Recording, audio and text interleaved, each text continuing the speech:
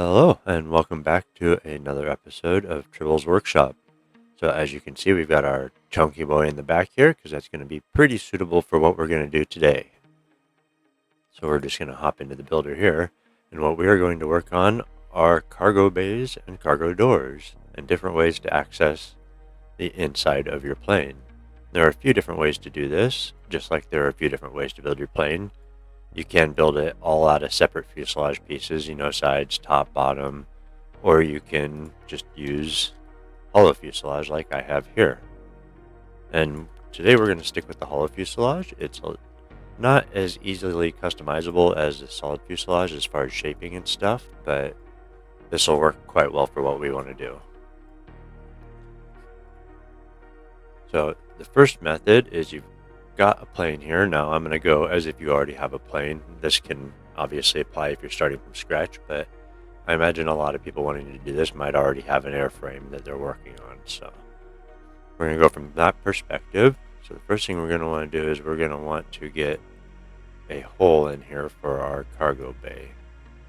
So we're going to put a bay in here, tiny little bay, and then we're just going to get that centered on the X-plane, and then we're going to start making it bigger. And then we're going to want to shape this to the exact size that we want our ramp / bay door to be. So we're just going to square those corners up a little bit so it looks a bit better as a door. And we're just going to make this a big old chunky ramp. We want easy access to the back of the plane. And then when we design the door to cover this, it is also going to fold down and become the ramp. So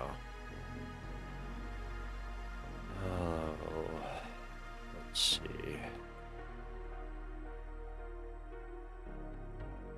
That's probably close to long enough. Let's get this just sorted in here a bit. We'll set this to just target a single part, so it's only selecting the back piece of fuselage here. And then what we're going to want to do is we're going to want to line up the bottom of the opening here with the floor in our fuselage. And that'll make it so when our door hinges open, it should hopefully be in the correct place to make a nice ramp. So we're just going to kind of adjust this here like so. There we go. We can always shift it later if we need to. And that looks like that should hopefully be long enough. So we'll go ahead and stick with this. And let's go ahead and hide that. And now we need a door. So actually let's unhide that, because we want to take note of our dimensions.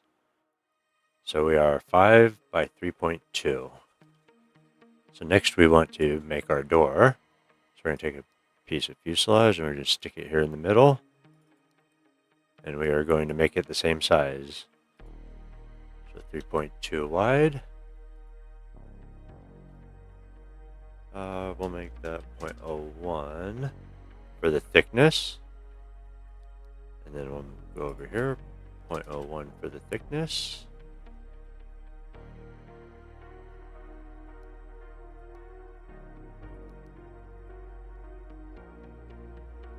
.5. Nope, we don't want to do that. That's changing the one inside there. We don't want to resize the one inside, so we're going to set that to sync adjacent. Oh, that side will be fine for now. So hopefully when we resize this, it won't be the same. There we go. No, it's still attaching.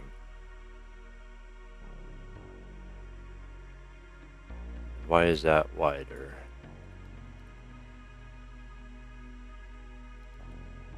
Let's just take a look here. That's because it's 3.2, not 3.5. There's one lesson for you. Always double check your numbers.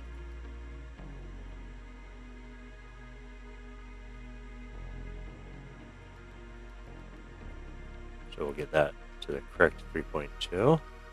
Alright, now we've got our little door panel here. So what we're going to want to do is we're going to want to get it to fit in this hole here. And I'm just going to use these sliders because it'll keep me from sliding it back and forth accidentally.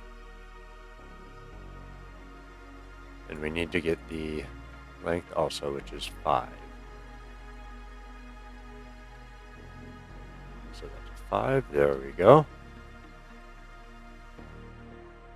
And then the difficult part is usually going to be getting this stuff lined up. So I like to just set the degrees on the rotation here to 0, and that gives you the most control over it. And then we're just going to rotate it and manipulate it until we get it into place.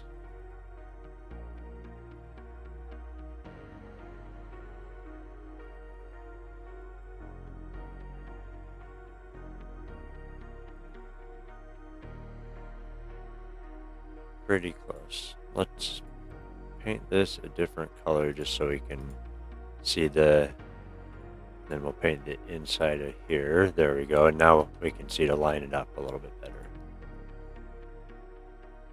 So it looks like we need a bit of rotation still. And what you can do is you can actually just adjust these manually just by changing the numbers a little bit. So 32, let's try 31.9. And as you can see, the bottom's sticking out now. So what we want to do is we want to get this as close to possible. So we're just going to keep tweaking this until we've got an even amount of white showing on both sides. That looks pretty close. So now we're going to just keep shifting stuff around until we get it lined up right. It can be really difficult to see with that blue outline though, so something to keep in mind. I haven't found a way to turn that off yet.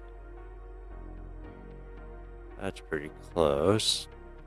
Let's just do some manual tweaking here.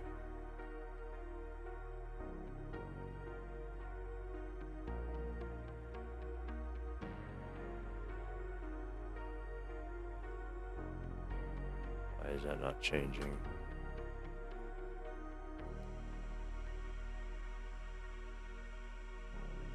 Alright, so I'm going to go ahead and just keep tweaking this. You already know how it works, so I'll probably fast forward this and you will see when we are ready to continue. Alright, now that we've got our cutout done and our ramp/door built and lined up and everything's kind of sorted out, sometimes it can take you a while to do that, so I just sat here and moved stuff around until I got it lined up. The next thing we're going to do is we're going to get the attachments on, but we're going to do something a little different this time. In all the previous times I used the hinges. This time we're going to use the small rotators, and I'll talk about how to work with those. And they'll be a lot cleaner for this setup since there won't be hinges sticking up in the middle. Let me just double check that. I'm going to hide this so we don't attach it to the wrong thing. And then we'll grab our rotator here, and then we'll just attach it to the end of our ramp right there. Alright, now, get rid of that. What we're going to do is we're going to get this configured. So we're going to get rid of the base, and we are going to shrink it down so it's not too awfully big. And then we're going to get it lined up where we want it. And we want it lined up right with the connection, right where the joint is. Alright, next we are going to drop the speed down, we'll say 15, and then we are going to set it to the degrees that we want it to open. Now I went ahead and measured this already. I'll show you how to do it. What you can do is just set this to say 1 degree. Oh, 1 second, we want to move connected, and then you just rotate that until it's where you think it should be on the ground. So I can just go like that until it's where I want it. And then 43 degrees is about where it's even with the tires, so that's what we're going to go with. Then we'll just rotate this back to where it goes at 0. All right, and then we know. So we need to get these at 43 degrees. You can't do that with the slider here. There's only going 5s. So we're going to go into the XML, and we are going to go to the joint rotator, and we're just going to set this to 43. And then we're going to click apply. And then we're going to go back up here to the input controller for it. And we're going to set the minimum to 0. And that makes it so the hinge will only rotate one way, so you can't open it into the fuselage essentially. So now that that's done, we're going to want to make sure this is connected properly. So we've got our connection to this piece of fuselage here. We're just going to want to connect the back to our ramp here. There we go. And take a look at that and see that our hinges are still sticking out a little bit. So let's go ahead and we'll just shrink those down some more, just for visual purposes. We'll kind of bury them in here a bit, so that should be all right. And then we'll also, while we're at it, we'll go in here and make sure and set the disable aircraft collisions to true on the hinges as well. All right, so now we're going to test it and see if it opens the right way or backwards, if we need to invert it or not, or if it even works. So here we go, we got our door. Should be bound to VTOL. We crank that up to 100 and our door will slowly open into our ramp and touch on the ground and provide some support.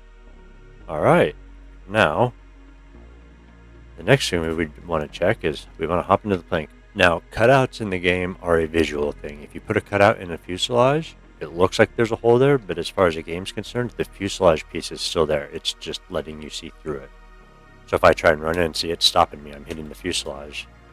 And that's a problem. If you have a cargo bay, you need to be able to get in it, right? One way to get around that is to build your fuselage out of pieces, sides, top, all that. But if you use this cutout method, there is a way to fix that. So we're going to go back into the builder here. And we're going to select the piece that our cutout's in, right here, our tail piece.